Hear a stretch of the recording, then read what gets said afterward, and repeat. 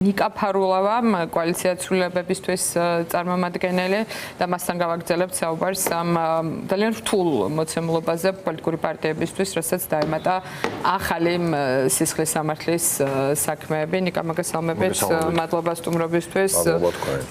ალბათ არ ჭირდება ჩვენ მაყურებელს გამეორება ამ რთული ვითარების, რაც პოლიტიკური საქმიანობისთვის ზოგადად არის შექმნილი და არა მხოლოდ პარტიებისთვის. ამ ქვეყანაში ზოგჯერ ძალიან გულუბრყვილად ვიღაცები იტყვიან ხოლმე რომ აი ახლები შემოვლენ ამ მოცემულობაში ზოგადად პოლიტიკა იკეტება, რასაც ქართული ოცნება გვთავაზობს, თუ კი ჩაბეტონდა ეს მოცემულობა პირველ რიგში ამ ახალ სისხლის სამართლის საქმეებზე მინდა კითხოთ თქვენი შეფასება რითი ახსნით აი ახლა კიდე ასე დამძიმებას ვითარების იმ ფონზე, როცა თელკე პარტიების აკრძალვის სარჩელი აქვთ გამზადებული.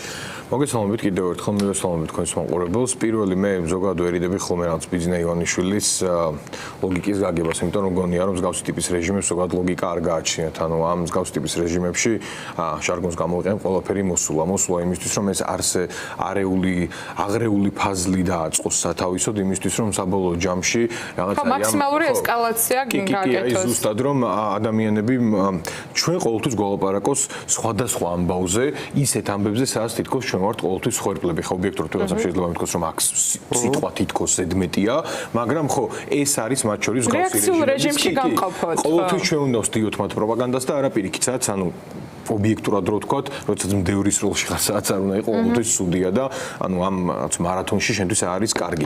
მაგრამ თუ შევხედავთ კომპლექსურად, მე უყურებ შემდეგნაირად, მე მგონია ერთი პაკეტი პირველი პროპაგანდისტვის, რომ ერთის მხრივ საკონსტიტუციო სასამართლოში იყოს საუბარი იმაზე, რომ თურმე ვარდების რევოლუციამ და 2012 წლიდან უკვე დღემდე ყველა იმ ადამიანმა, ვინც ოდესმე სადმე ბიზნე ივანიშვილის წინააღმდეგ ხმა მოიღო, ისინი თურმე ყველა ყოფილან სახელმწიფოს გადამტრიალებლები და ეს ადამიანები ყველა არიან წამებლები და ასე შემდეგ, როდესაც ავიცი მარტივად გივი მიქანაძე უზით, რომელიც იყო მაშინ იუსტიციის მინისტრის მოადგილე და მე მეუბნებიან, რომ გივი მიქანაძეს არ უნდა ეკრძალოს პოლიტიკური საქმიანობა და შენ უნდა აგეკრძალოს, სადაც მსგავს წარმოუდგენელ რეალობაში ვართ და მეორე არის ის, რომ მე უფრო დიდ შეიძლება ბევრი არ დამეთახოს, მაგრამ მე უფრო სხვა მასშტაბში ვხედავ ამ ყველაფერს. ევროკომისიის გაფართობის ანგარიშის შემდეგ შოიგუს, რომელიც აფხაზეთის ომში გეგმავდა და ახორციელებდა მათ შორის ქართულთა გენოციდს და პირდაპირ იყო ამაში ჩართული, შოიგუს შეფასებები დაიმსახურეს პოზიტიური ამ კომისიის ანგარიშის შემდეგ და ამის შემდეგ რამდენიმე საათში ვნახეთ ჩვენ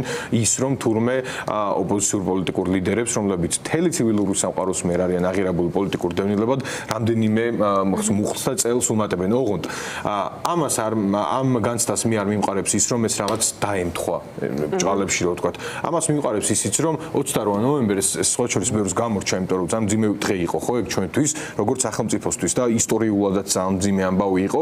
28 ნოემბერს, როდესაც ირაკლი კობახიძემ ის მოღალატეობრივი განცხადება გააკეთა, რამდენიმე საათში პუტინი გამოვიდა და პირადად პუტინმა შეაქო ამის გამო, რომ ის ამაყობს ქართული ოცნების მედეგობით იმ ეს ვთქვათ, ხო, იმ ზეწოლის წინააღმდეგ, რომელიც ხორციელდება კოლექტიური დასავლეთისა და შიგნით პროდასალური საზოგადოების მხრიდან და მსგავსი ბევრი ფაქტი არსებობს და ბევრი დამთხოვა, რომ აი შემთხვევით არ არის ხოლმე და ესე სპონტანურად ვლადიმერ პუტინი არავის და არაფერს არ ეხმიანება, გილუზია არავის საქართველოს არ გაახსენდებოდა 2024 წელს, მაშინ როდესაც უკრაინასთან აქვს მსგავსი ტიპის დაპირისპირება საგანგებო ბრიფინგზე, განსაკუთრებით როდესაც უჭირს უკრაინაში რეალურად იმ პირველადი მიზნების მიღწევა, რომელიც დასახული ქონდა, ამას თავადვე აღიარებენ ისინი. ამიტომ მე ცხადია აღარ არის საუბარი, ხო?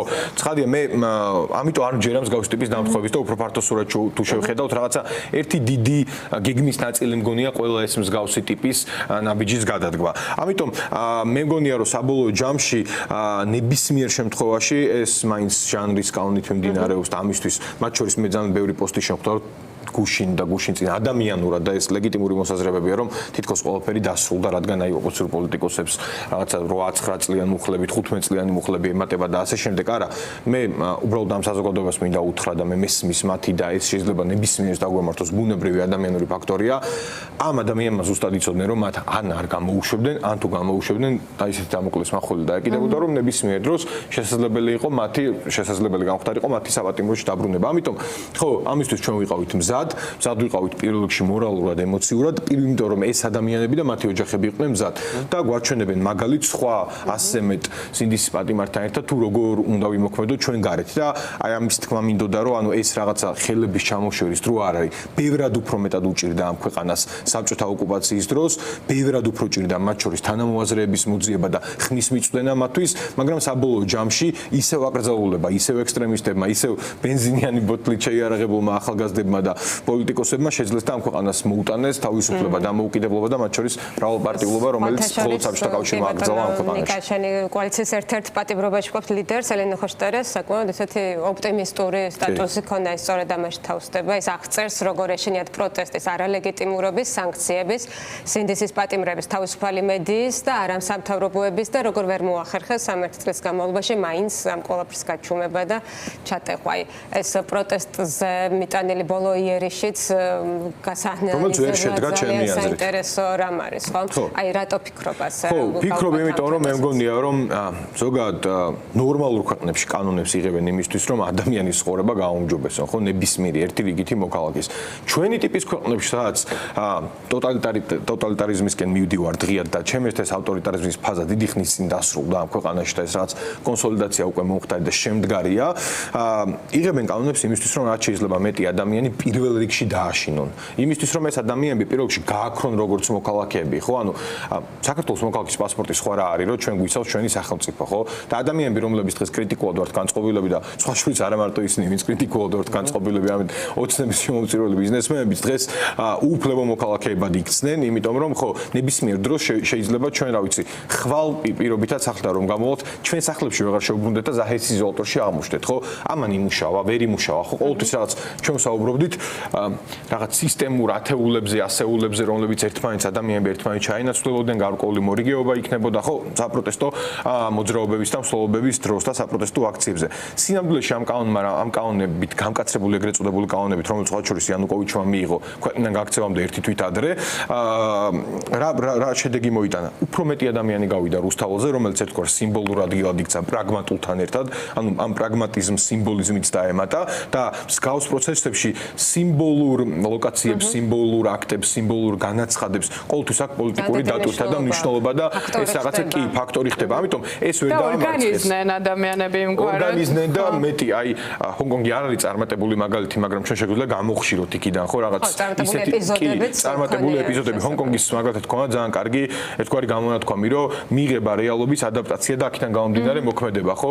მე რაც ვნახე ბოლოს 3 დღის განმავლობაში რუსთაველზე. ახლა მათაც ეგრე მოუწევთ სხვა შორის ამ როტაციასთან მიმართებით უნდა მიიღონ ეგ მოცემულობა და ალბათ ისინიც რამე ახალზე ფიქრობენ. კიდე რაც ვნახე ეს ადაპტაცია, ანუ რეალობის მიიღება, ადაპტაცია და აქედან გამომდინარე მოქმედება მოხდა და რატო? ბოლო პერიოდში თუ გახსოვთ რაღაც რუსთაველიდან არ მივდიოდით ხო ადამიანები, იმიტომ რაღაც ერთგვარ წმინდა დასაცავ ადგილად იქცა, რომ რაღაცა ეს არის ის ადგილი, სადაც ჩვენ უნდა გავმაგდეთ და ჩვენ უნდა ვიყოთ იქ რაღაცა ერთგვარი მბრძანებლები ბრჭყალებში, ხო? ანუ როდესაც ის გარემოება შეიქმნა, რომ სხვა შორის აი იმ დღეს როდესაც პოლიტიკოსებს კიდევ უფრო მეტი წელი დაუმატეს ბრჭყალებში ჯერჯერობით, იმდენად ბევრი პოლიციელი მოიყვანეს დისპროპორციულად როგორც ხდებოდა ხოლმე აქამდე, რომ ადამიანებს განცდა ქონდათ რაღაც დარბევის იმის, რომ ისე ნადირობა დაიწყებოდა მოქალაქეებზე და უცებ ადამიანები ბუნებრივად დაორგანიზდნენ და წავედით რა მთავრობის კანცელარიასთან, სადაც რამდენიმე ქუჩა გადაიკეტა. ანუ პასუხი მიიღეს ბევრად უფრო ხისტი ჩემთვის, იმიტომ რომ დასახლებულ პუნქტებში შევიდა აქცია, სადაც მჭიდროდ დასახლებული ადამიანები ცხოვრობენ და მათთან მივიდა ეს გზავნილები, ხო? ანუ სინამდვილეში მოხდა ის, რომ ლოკაცია, სადაც იმ დროს და იმ საათზე არაფერი აღარ ხდება, ხო? ანუ ფიზიკურად არის რამდენიმე კაფე და პარლამენტი, ხო?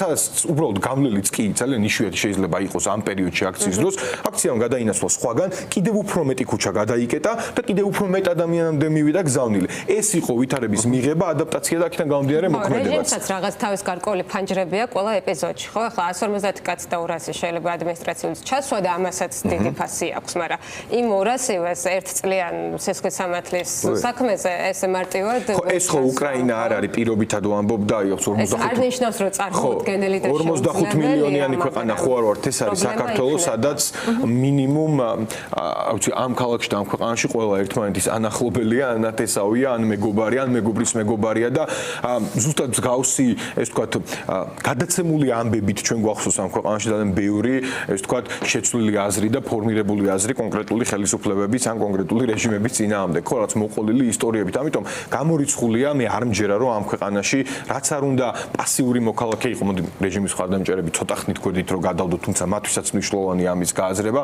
რაც არ უნდა პასიური მოქალაქე იყო, მე არ მჯერა რომ როდესაც იცი რომ შენს ქვეყანას შეიძლება 71 წლის დენილი ქალი აზაჩილაჩაოს სისხლის სამართლის წესით დააკავონ, მე არ მჯერა რომ ამის შემდეგ როდესაც გამოვა პირობითი რომელიმე დეპუტატი რეჟიმის, ხო, და ის დაიწყებს კაცობაზე, ქართველობაზე, ადამიანობაზე საუბარს და თან ყავს მზია ამაღლობელი ქალი, რომელსაც აფურთხეს, რაც არ უნდა არ მოგწონდეს ის, ხო, ამ ქვეყნის და განსაკუთრებით ამ ქალაქის ნებისმიერი ერთი საშუალო სტატისტიკური მაცხოვრებელი იტყვის, რომ აქ რაღაცა ღია დარაკაცული ხდება რა, ანუ ეგრეა და ამის წინააღმდეგ ყოველთვის ექნება მისი ძალიან დიდი პროტესტი. შეიძლება ის არ გამოვიდეს, რაც ფასებზე, სოციალურ საკითხებზე და საქართველოში ყოველთვის ნაკლებად ხდებოდა, მაგრამ ამ ქვეყანაში ძალიან განუცვლელია რა შეიძლება იყოს ერთგვარი ტრიგერი. მათაც ძალიან კარგად ესმით ეგ რომ განუცვლელია და ეხა რომ ვლაპარაკობთ ვითარებაში შეიძლება დამძიმდეს თუ არა, ჩვენ ვლაპარაკობთ იმაზე რომ მხოლოდ ამ რეჟიმს კი არა, რუსეთის მოკავშირესებს ხო შესაბამისად შეიძლება დამძიმდეს და ბევრად უარეს მეთოდებიც გამოიყენონ. უბრალოდ ლეგიტიმაციის არარსებობის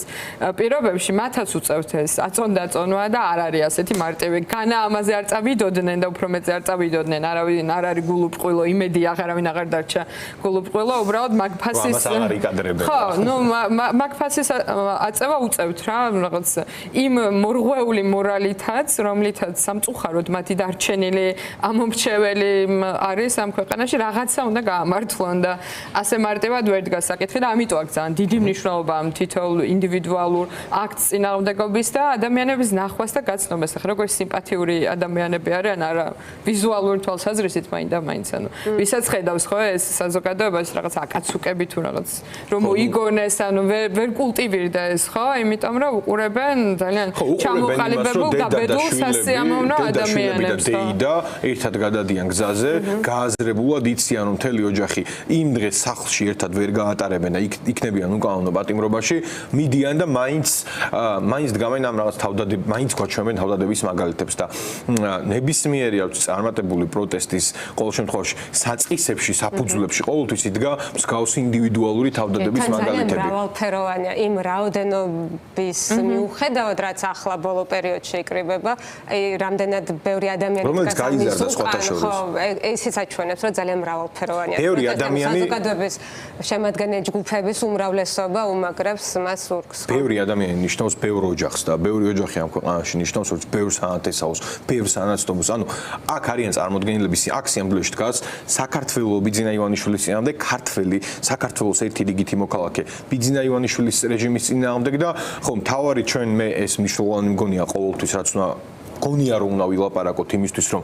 პროტესტი როგორც გეოგრაფიულად ასევე ადამიანების რაოდენობით გამრავალფეროვნდეს და გაიზარდოს და კიდევ უფრო მეტ ადამიანს მოედოს სინამდვილეში აქ არ არის საუბარი ევროკავშირზე რომ ჩვენ რაღაც ჩვენს ევროატლანტიკურ ინტეგრაციას კარგავთ და ვერ გავხდებით ევროკავშირის წევრები ევროკავშირი ხო იმიტომ არ გვინდა რომ უბრალოდ ლამაზი სიტყვებია და იქ რაღაცა სისუფთავია და ლამაზი შენობები და ასე შემდეგ არა ევროკავშირი უნდა დავიყვანოთ ადამიანებამდე იმ დონემდე და უნდა უთხრათ რომ როგორი სახელმწიფო გვექნება ჩვენ იმ შემთხვევაში თუ მინიმუმ ამას მოახერხებთ თუ იდეოლოგიური განსხვავებები რო გვერდით გადავდოთ როდესაც ჩვენ შევძლებთ და გავხდებით ევროკავშირის წევრები და ერთი ყველაზე კარგი მაგალითი მე რაც მგონი არის საუბარი იმ ქვეყნების მაგალითით რომლებიც გაწევრიანდნენ და რა მიიღეს უახლოეს პერიოდში ხო და ამის ყველაზე ესეთი თვალსაჩინო გამოხატულება ხორვატია რომელიც გახდა ჩემი აზრით იყო ხორვატია იყო ბოლო ქვეყანა რომელიც გახდა ევროკავშირის წევრი სახელმწიფო სადაც უმუშევრობა განახილდა პირველ 10 წელში გასამაგდა ექსპორტ იმპორტი გაორმაგდა ხელფასები 450 მილიონიან ბაზარზე გავიდა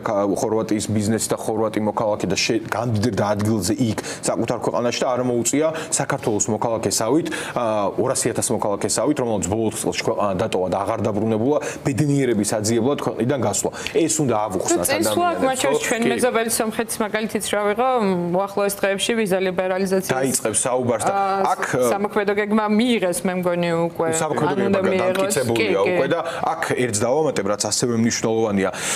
ხშირად აი ამ აზრს კულტივირებს ქართული ოცნება, რომ აი მე რა ჩვენ რბილად რო ვთქვა, ნაკლებად დემოკრატები, ან რაღაცა გადახრები გვაქვს, ან ასე შემდეგ. ხო, პრობლემები გვაქვს მოკლედ. არა, ეგეთები იყვნენ. ახლა არავინ არ არის როგორც კიდია, მაგრამ ნახეთ იქ ელაპარაკებიან ყოველას, აზერბაიჯანს ელაპარაკებიან, შუა აზიის პატივისცემით ყოველასთან, მაგრამ შუა აზიის ქვეყნებს ელაპარაკებიან და ასე შემდეგ. გუშინ წინ პრეზიდენტ ტრამპს ხომ შეხვედრა შუა აზიის ქვეყნებთან, რომელთანაც გაფორმდა რამდენიმე მილიარდიანი შეთანხმება, ვაჭრობის შესახებ შეთანხმება, მათ შორის ერთ-ერთ ქვეყანაში ამერიკის შეერთებული შტატები ტრამპის ლობიზმით იღებს და ტრამპის ფარაობით იღებს ვალდებულებას, რომ გაიყვანს რკინიგზას, ანუ კიდევ უფრო მეტი ამერიკული ინვესტიცია ჩავა და ეს რას ნიშნავს, რომ შუა აზიის ქვეყნებთან ერთად, ანუ აზერბაიჯანთან და სომხეთთან ერთად შუა აზიის ქვეყნებიდან ამერიკის შეერთებული შტატები ცდილობს გაიყვანოს სრულად რუსული და ჩინური გავლენები და სინამდვილეში ეს ქვეყნები, ეს 7 ქვეყანა ჩვენ გარეშე სამწუხაროდ ამ ეტაპზე უღონდ მოექცენ ამერიკული უსაფრთხოების ხოლგის ქვეშ, იმიტომ რომ სადაც არის ამერიკული ინვესტიცია, სადაც არის ამერიკული ინტერესი სახელმწიფო დეპარტამენტის მიერ გაფორმებული შეთანხმებებით თან და პრეზიდენტის მიერ ჩასვლით და ასე შემდეგ, ანუ უმაღლეს პოლიტიკურ დონეზე. საქართველოს ზომის ხელა ეკონომიკა კი არა დიდ ქვეყნებთან წყვეტენ ვაჭრობას. ცხადია და ეს მიდის იქამდე, რომ აქ იკვრება რკალი, სადაც სიამოვნებაში უნდა ჩაიკეტოს და ერთგვარი რკინის კედელი აშენდეს რუსეთის, ჩინეთის და ირანის გავლენების შესაკავებლად და აქ არის პოზიტიური ერთი მთავარი რამ. მათ შორის გერმანიამ ევროკავშირის ლიდერმა სახელმწიფომ დაიწყო თურქეთის გაწევრიანების აუცილებლობაზე საუბარი. მიუხედავად იმ პრობლემებისა, რაც აქვს და იქ სერბეთზეც იყო გარკვეული საუბრები კულისებში და ამაზე გამოვიდა ინფორმაცია, ჩვენ ეს ყველაფერი რატო ხდება? კი, მათაც აქვს პრობლემები, ოღონდ ჩვენ ბევრად მეტი გვაქვს უკვე სამწუხაროდ და სხვა სახის პრობლემები აქვს, ოღონდ დღეს მეორე მსოფლიო ომის შემდეგ ეს ჩამოყალიბებული მსოფლიო წესრიგი თავიდან ბოლომდე იცვლება და რაღაც უსაფრთხოების ახალი არქიტექტურა ყალიბდება, სადაც ევროკავშირს აქვს კონკრეტული განაცხადი. ევროკავშირი უნდა იყოს გადაერთოს პოლიტიკური და ეკონომიკური ერთობისგან რაღაც უსაფრთხოების ზონაზეც. ამიტომ ჩვენ ეს გაფართოება გვერდს ვერ აგვივლის, მარტო იმიტომ ვერ აგვივლის, რომ საქართველოს შავი ზღვით ამ რეგიონის შაკეტისთვის სჭირდება მათ შორის დასავლეთს და პირველ რიგში ამერიკის შეერთებულ შტატებს.